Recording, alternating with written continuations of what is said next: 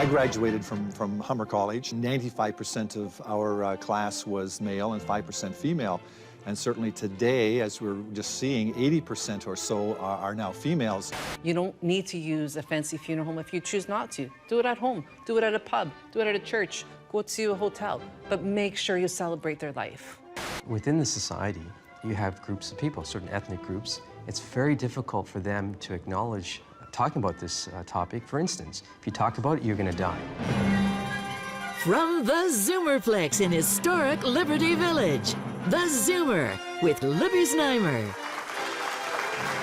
Welcome to the Zoomer. I'm Libby Znaimer. Death is not something we often talk about, even when we're facing it.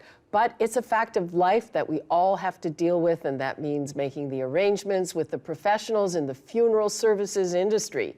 Not only are there new approaches to the ancient practice of saying goodbye to family and friends, the makeup of the people who are choosing to work as funeral directors is also changing. Joining me at the table are some industry professionals, including funeral directors, and those who help others face their grief.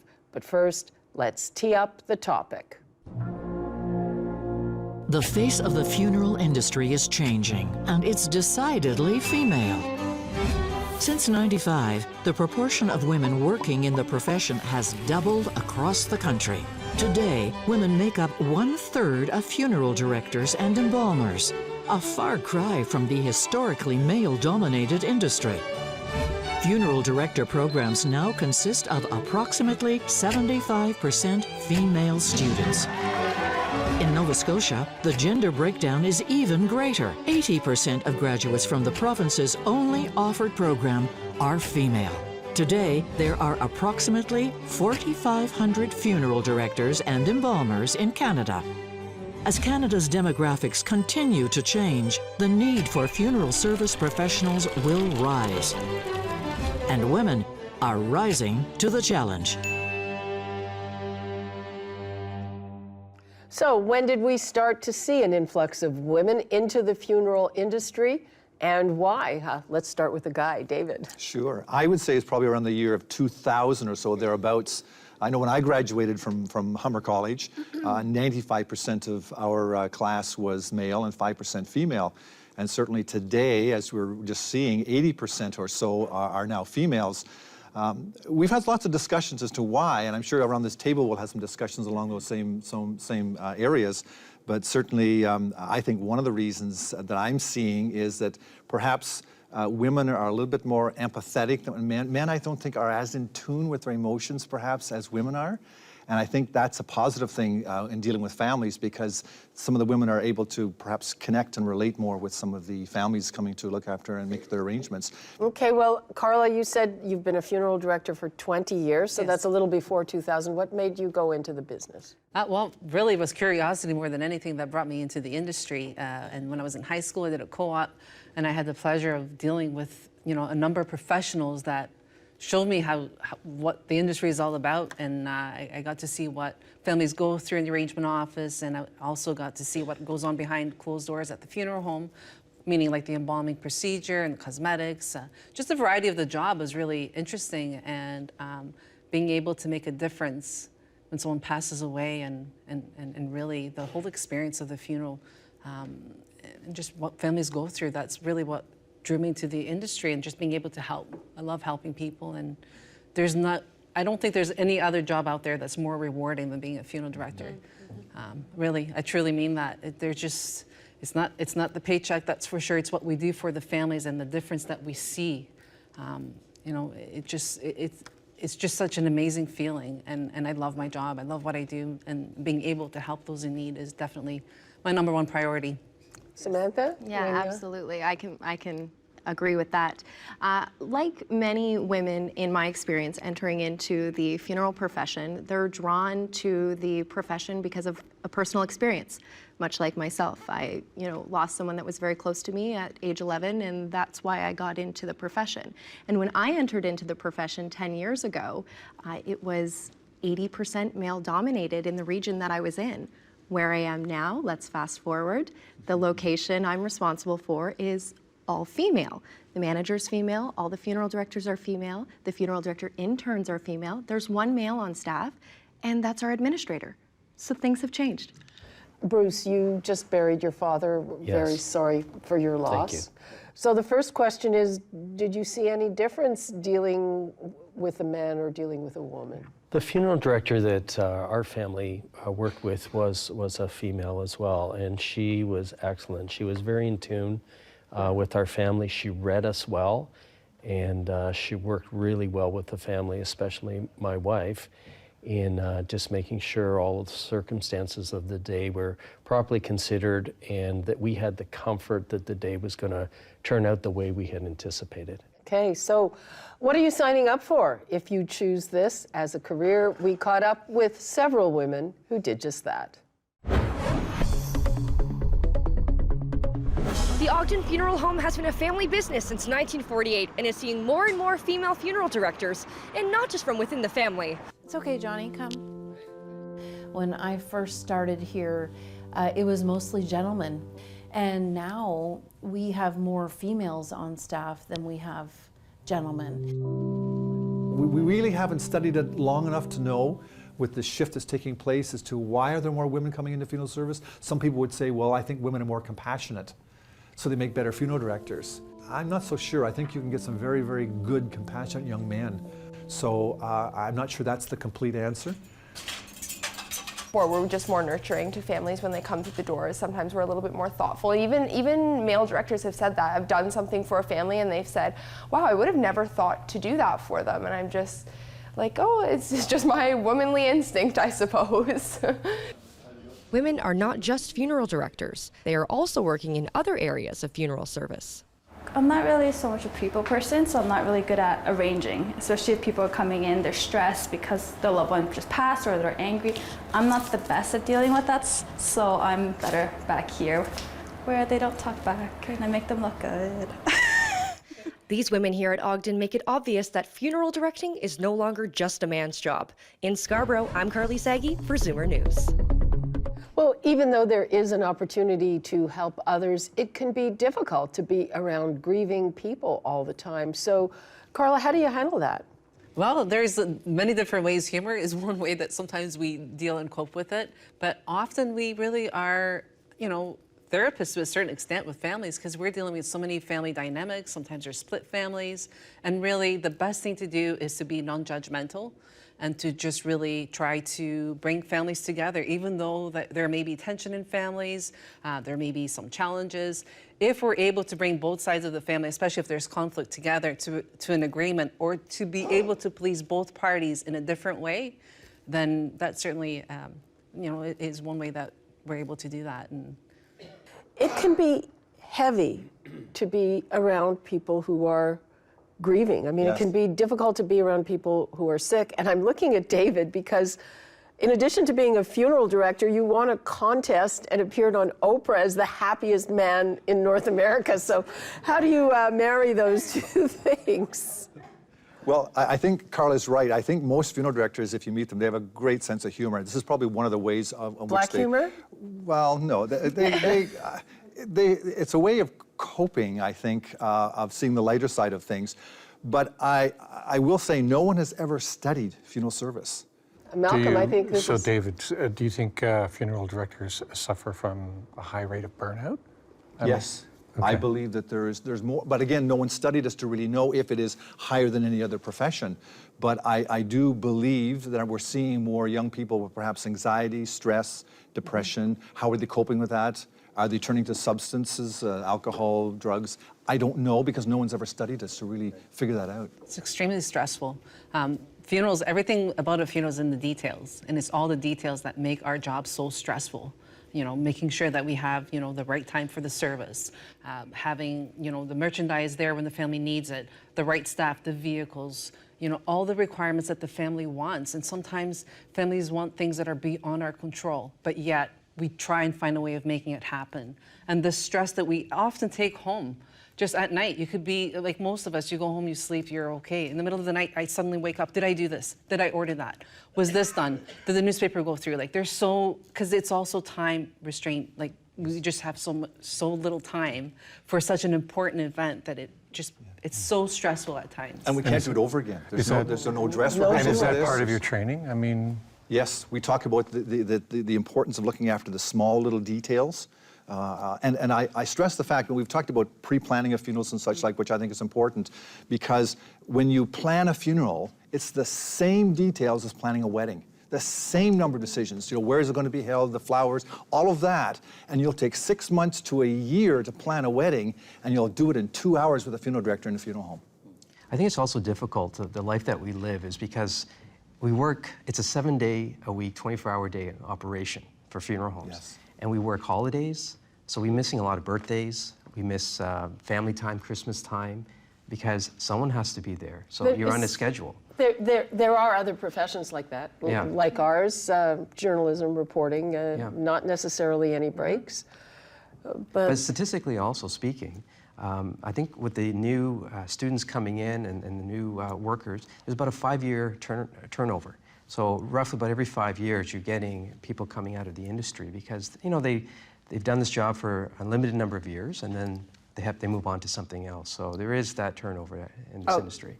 Okay, we're going to take a quick break, and we will be back with more right after this. When it comes to certain ethnic groups, those who do burials value land.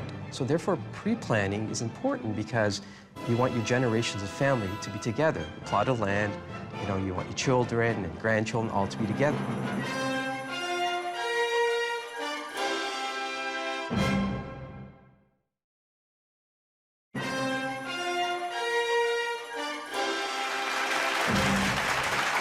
The rituals around death and dying really depend on what religion and culture you come from. So how big a factor is that these days, and are traditions getting mixed together because we're such a multicultural society? Kamal. Absolutely. Toronto, very multicultural, diverse. And when you have all these various religions, everyone has their own rituals which they practice. So not only do you have to do it, but you have to be educated in knowing what to do. Some of them, we just spoke about women, funeral directors, prefer women because there are certain rituals, like for dressing of and bathing of bodies. They want women to be only doing that for their loved one who's happened to be a woman who's passed away, for instance. So it's very important as funeral directors to study all the aspects of. And do you have a particular ethnic group that you cater to? We do all faiths. Just my natural connection with the South Asian community. I do a lot of South Asian, Hindu, Sikh religion, Muslim, but again, we're doing Catholics and we're doing Christian, a lot of those as well. But definitely we have a lot of expertise in the South Asian community in particular, yes.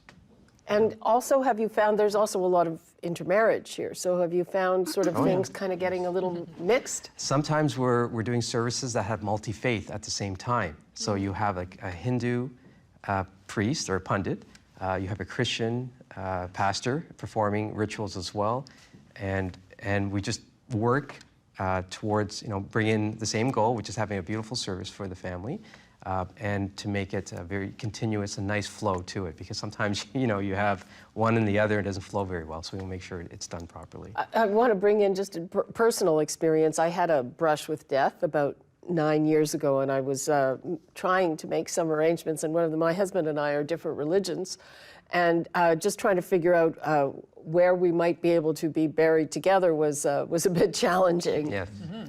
Let's bring Stephen in. I would say the biggest consideration might be that it certainly went in my years in the death trade. Most people came to their dying time with really no lived religious affiliation at all. The lion's share of them, and so the absence of this is probably the greatest single determinant of how lost the families tended to be. That's what I noticed. That's interesting. Bruce, did you have a religious or cultural factor in? Yes, I did. And that's an excellent point. My mother and father are Irish immigrants, and they came after the Second World War. My parents were Protestant Christians, And my father was really, he lived his life as a person of faith. And so for the last 7 decades of his life, he really practiced his Christianity. So that gave him tremendous closure when it came close to the end of his life, where he could rely on his belief system that had taken him through life, and now it was going to take him through dying. So he died very peacefully. Okay, stay right there. We'll be back after a short break. Prearranging, when you speak about someone that doesn't want to talk about their wills, well, their funerals, talking about that, it's even more intensified, because then it's like, well, am I dying? Do you want me to die? Like, what's going on? Why do I need to talk about this?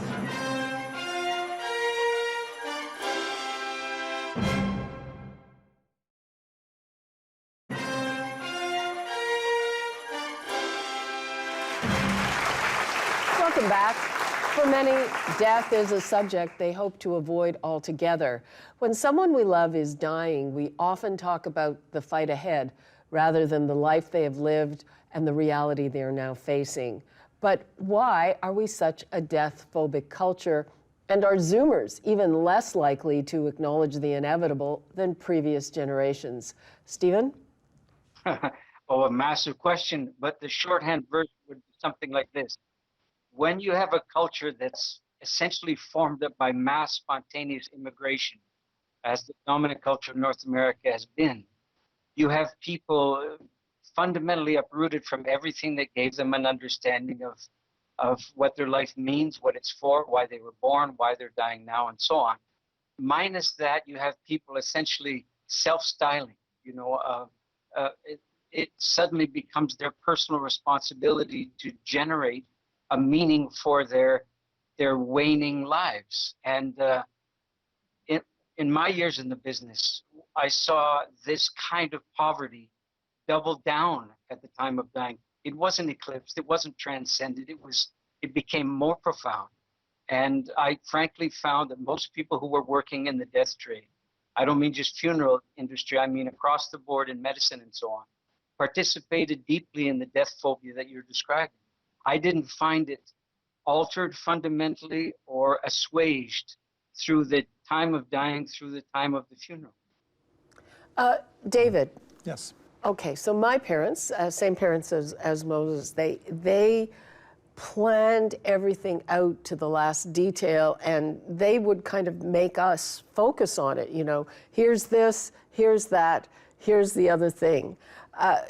I find that people who are now getting older, baby boomers, Zoomers, really don't want to think about it. It's as though, you know, that mentality and that youth culture, you know, they think we think we're gonna live forever. Do you find that generational? Yes, I think our society we're bombarded with this whole thing about being happy, being joyful, not thinking about death. It's inevitable. We are all going to die. We don't like to think about it or talk about it, but it's important we do. I think if we were to talk about it every day a bit more, I think we'd appreciate life more. I really think we need to rethink this, and I think Zoomers perhaps are avoiding it to some degree, but I think that's going to be part of our responsibility as the next generation of funeral directors to try and open up those doors to get people talking about it more, to realize that they need to be talking about this more. Kamal? It's, you know, we live in, we talked about diverse society, Right, yeah. and within the society, you have groups of people, certain ethnic groups. It's very difficult for them to acknowledge talking about this topic because there's a high stigma attached to it. For instance, if you talk about it, you're going to die. So they don't want to talk about it. Which ethnic group? South Asians in particular. Europeans. Yeah, if you talk about it, you're going to die. It's a stigma. It's not true. I would have thought that Hindus who believe in reincarnation would be kind of more open. That's more when you pass, but in terms of talking about death, it's not something that they want to do or even pre-plan. However, it's changing. You have different people who've lived here are more independent, like the parents from their children. You have the traditional ones with parents and children live together. They have a certain mindset. But when you have the parents that are independent, they travel, they go out for dinner, they're the ones who are actually more open for pre-planning. Mm-hmm. They've lived here, they're more accustomed to Canadian life, so to speak. But again, when it comes to certain ethnic groups, those who do burials value land. So therefore, pre-planning is important because you want your generations of family to be together. You plot of land, You know, you want your children and grandchildren all to be together. So there's an investment in pre-planning. For those who do cremations, it's not that important. So they don't really think about pre-planning because when death occurs, they're going to take the ashes and scatter it somewhere. So they're not really that open to pre-planning as much. Again, the stigma attached to death as well. Here we are as a profession, we're trying to educate the public ahead of time so they're prepared when a death takes place, because many times they walk into a funeral home, they've never dealt with us, not talked about it, and it makes it very difficult for everybody. So it's how do we bridge that gap of getting education out there if they're not willing to receive it, which is hard. And young people, it's interesting, young people are saying, we want to talk to mom and dad about this, but we don't know how to do it. We don't know how to break the ice to start the conversation. Well, you know, like what I've been doing personally is I've been visiting various senior groups and that within our communities and that, going to the temples, religious centers, senior groups, and doing seminars talking about not only death, but there's important facts to know. Canada Pension Plan, talking about wills, estates, probates. There's so many legal aspects of it. There's the aspect of death itself, but then there's all the legal requirements as well. So it's an education, and people are very interested in knowing about all those things. Well, and that opens up more conversation when we talk about those things. I'm reminded, you know, there's somebody that we work with, and he was saying that his father doesn't want to have a will because he thinks that means he's going to die. Yeah, it's so important to have a will. Yeah, it's Just superstitions. Yeah. Yeah, and it's the same thing with the topic of prearranging. When you speak about someone that doesn't want to talk about their wills, well, their funerals, talking about that, it's even more intensified, because then it's like, well, am I dying? Do you want me to die? Like, what's going on? Why do I need to talk about this? I've taken care of you. You're supposed to take care of me now. Why do I have to make these decisions for the funeral? But for those that are dying, what they don't understand is the burden that they cause the family during the arrangements, because I mean, you're going through emotional drainage, financial. Now you have to make all these decisions. It could be a situation where there's family dynamics. You're not speaking to your siblings. Now you have to come together and try to figure it out. What does mom want? Did they want burial? Did they want cremation? So often it does create a little bit of an issue if you're unable to talk. But I'm Portuguese, our culture, they're starting to come around, just like Kamal was saying, like they're starting to get more educated about the pros about prearranging. They're starting to come around, but it's still a big, big no-no. You were saying that your father had it down. Yes, I can say my parents seemed to outlive a lot of their friends, so maybe they had the benefit of experience, but they were thoughtful, they were considerate, but they were also very pragmatic. So they had purchased their plots, they had pre-planned their funeral. I remember the day we went to go and pre-plan their funeral, and I was a little concerned about picking out their casket with them. It seemed kind of odd. After that, we went for dinner. I could see the relief on their face. It was actually a really good experience. Absolutely. My father and I had lunch together 3 times, and we discussed his dying and his funeral and his estate. And he also wrote us a letter, which was about 2 pages long. And so what that did was that spelled it out so that we were able to actually carry out his wishes. And it took away the possibility of conflict in the family and misunderstandings, and allowed us really on celebrating and focusing and honoring his passing, which is really what we wanted the funeral to be about. Well, so true, because sometimes, you know, families will go ahead and carry out funeral wishes, and then weeks afterwards find in a drawer somewhere a letter that said, you know, I want to be cremated, my cremated remains scattered somewhere, and here they bury them in a cemetery. Completely contrary to what the person wanted. And then they're living with the remorse. You can't do it over again.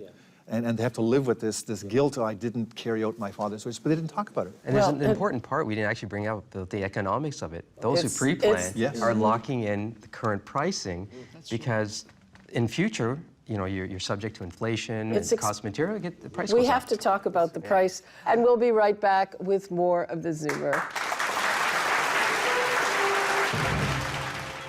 My funeral home, we have very simple services with just a cremation, maybe a little service, and then a cremation, which can be under $2,000.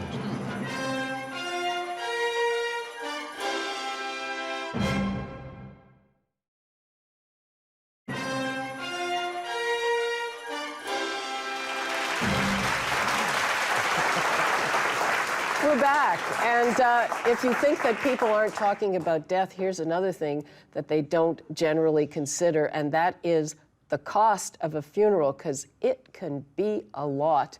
So what's the average cost of a funeral in Canada? The average cost right now in Ontario is probably somewhere between $8,000 to $10,000 for the funeral. But that is, again, an average.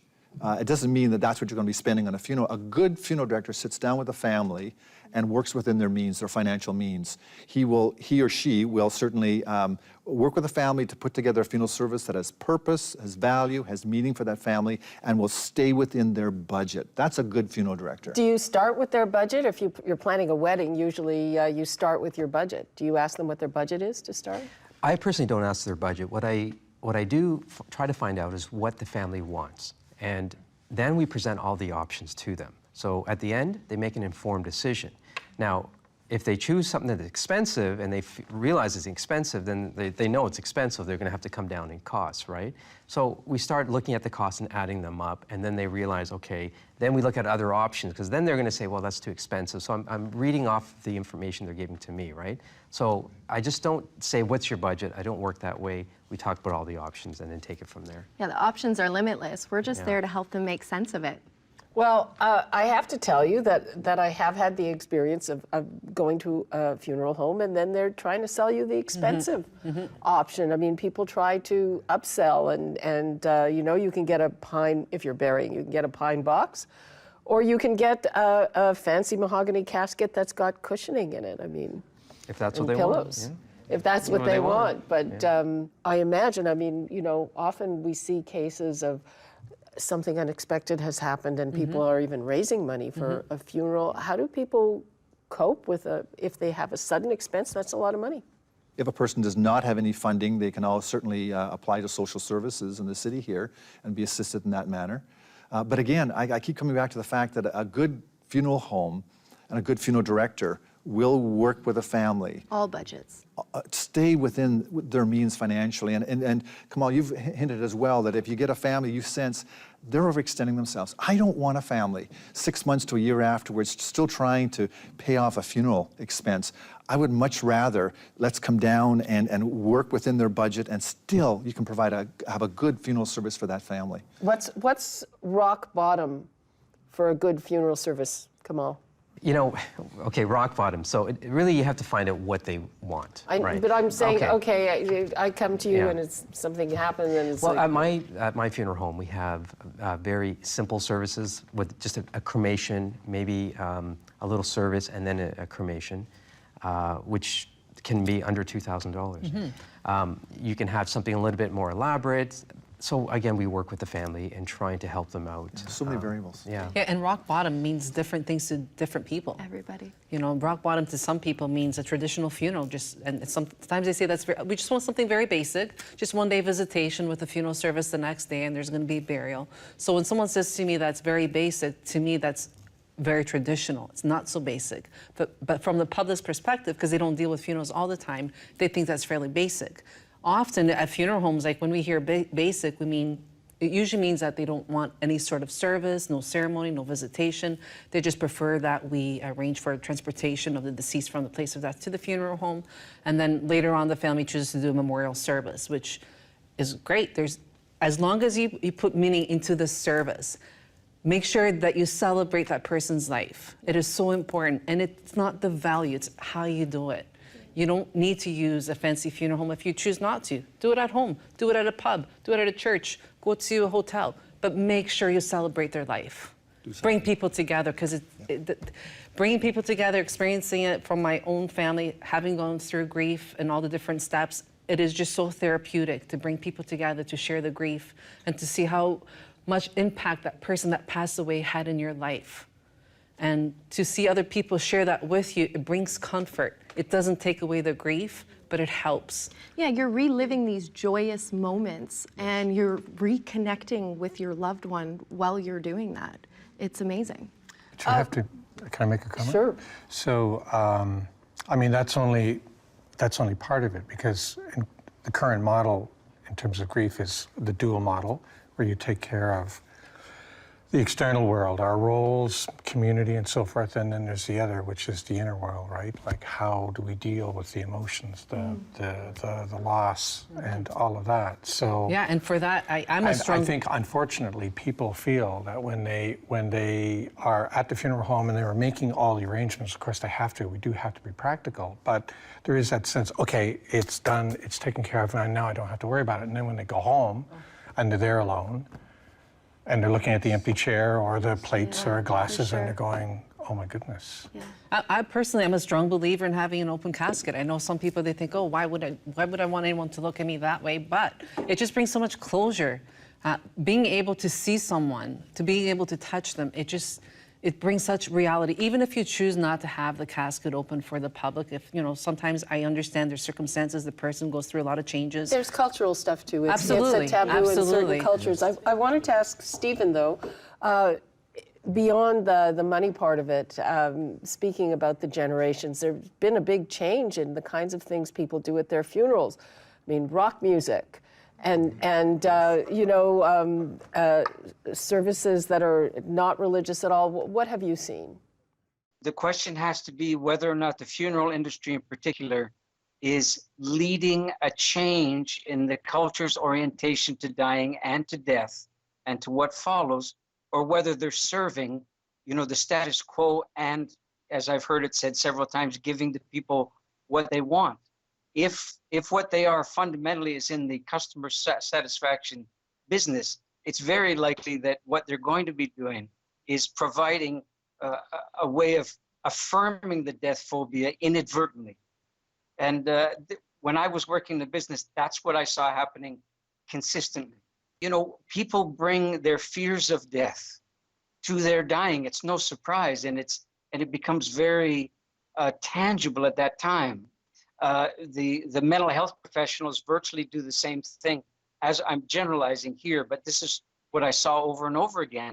It was not my experience that the funeral industry was somehow standing apart from that continuum and offering a genuine alternative to being afraid to die, to hating to die, and to refusing to die. So if you're in the customer satisfaction business, you're not changing the customer's fundamental orientation to what they're expecting. So following up on that point, I think Ernst Becker, Canadian, UBC, 1970, wrote a Pulitzer Prize-winning book called The Denial of Death.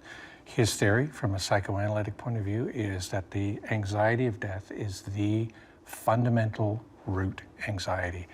Everything is structured from that. The way we organize, the way society is organized, the way we go about living our lives. So I think the point is that you guys are working against very much a deep anxiety that's just, it's built in, and there are going to be difficulties. I think also we have to maintain this balance between wants and needs.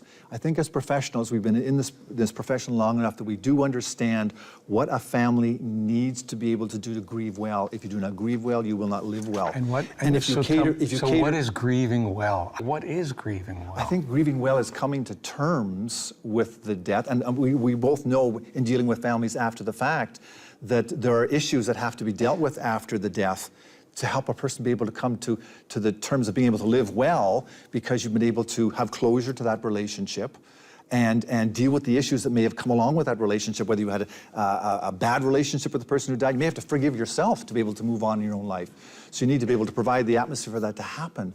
And I think, I raised two boys. If I had given them everything they wanted when they were small and all they ate was candy, they'd be sick. And I'm concerned our society, that as we as a profession, if all we do is just say, let's give the consumer what they want and not what they need, we know they need to be able to grieve well, we're going to have a sick society, and that's concerning. Okay, hold that thought.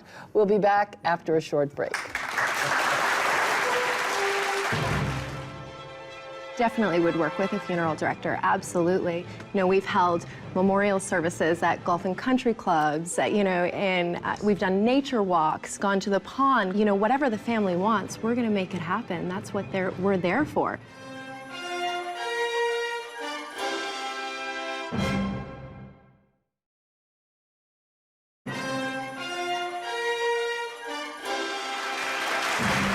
Welcome back. Now it's it's time for some questions from the audience. First up, we have Michael. My question is more, how often are we having these celebration of lives away from the funeral home, and who arranges it? You definitely would work with a funeral director, absolutely. You know, we've held memorial services at golf and country clubs, you know, and we've done nature walks, gone to the pond, gone to the person's favorite, you know, restaurant, you know, whatever the family wants, we're going to make it happen. That's what we're there for. And there is a shift towards personalization and customization. People want that. That's how they're going to connect with their loved one. That's how that person wanted to be remembered. That's how they connect to that person. I think many people who go the route of just having something very basic and saying we want cremation, we're thinking about having a memorial service afterwards. I think we as a profession need to say to the family, have you ever done this before? Can we help you? Because we plan events like this, and we can help you if you need the help to make it happen. Okay, thank you very much for that.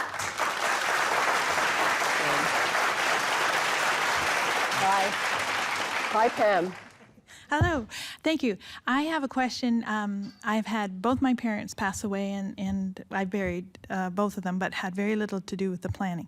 So now I'm at a stage where I've seen some of my friends who have such a burden in planning funerals for their parents, and I'd like to prearrange my own. So I'm here to ask the experts, how do you begin?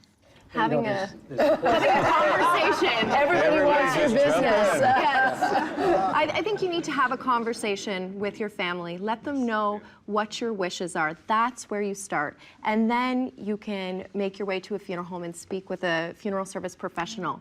But, you know, let them know, what is it that you want? How do you want to be remembered? What is your legacy? What are you leaving behind? How are we going to personalize this? Customize it to you, you know, involve your family. And then involve the funeral service professional. How do you choose? How do somebody choose? There are lots of different funeral homes. Well, this is, again, talking about the options. Because in pre-planning a funeral, there's different avenues to explore in terms of, first of all, the money does not go to the funeral home. It actually goes to a third party. So it could go to a trust account, or it can go to a fund, which is transferable. So you actually can move it to somewhere else. If you move, let's say, your address to somewhere else closer to a different place, you can transfer it to somewhere else. There's even insurance-based products. So for instance, let's say you do a time payment, that you want to do a 15-year payment over time, which you can do, so a little bit every month.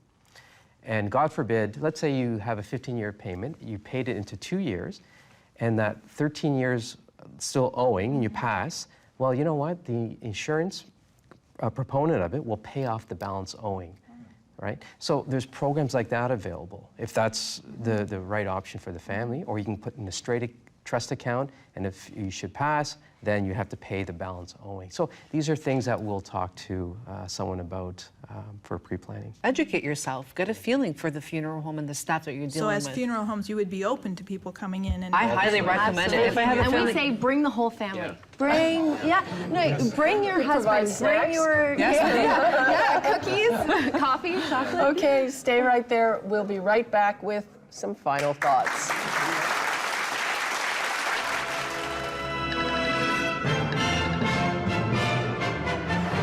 On Facebook, Michael writes, "Death is an inevitable certainty, but one we all have to face someday. It's better to prepare and face it head on."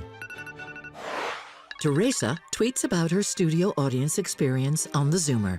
"Death is definitely a tough subject, and not everyone likes to talk about it. I'm so glad theZoomer is having the tough talk." On Twitter, Jessica says, "Personally, I don't like to talk about death, because why focus on it when I'm still living? However, it is never a bad idea to be prepared. #TalkAboutDeath." Keep the comments coming in, and don't forget to log on to www.thezoomertv.com for full episodes and more.